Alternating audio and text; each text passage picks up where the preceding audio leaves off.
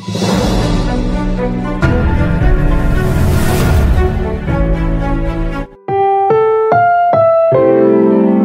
programang ito ay rated SPG. Striktong patnubay at gabay ng magulang ang kailangan. Maaaring may masiselang tema, lengguwahe, karahasan, sexual, horror o droga na hindi angkop.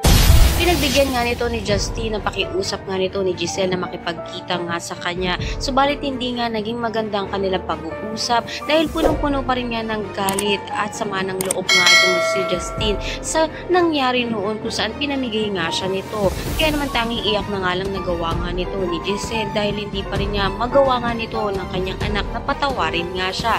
Sa kabilang banda naman nga ay nagdududa na nga itong si Josa at si Chang Susan kung bakit nga ba palagi nga natawag dito nga si Zoe dito nga kay Doc Benitez. Kaya naman malaki nga kaya ang posibilidad na meron nga raw matinding kaugnayan ng dalawa na hindi sinasabi nga nito ni Doc Benitez kay Lynette. Napaisip na nga lang ito nga si Lynette at gusto nga niyang matuklasan kung ano nga ba ang kaugnayan ng dalawa. Abangan nga natin kung hanggang kailan nga kayang itago nga nito ni Doc Benitez ang kanyang matinding lihim dito nga kay Lynette tungkol nga sa tunay na kaugnayan nga nito sa kanyang anak na si Zoe. At lahat ng yan abangan natin. Maraming salamat.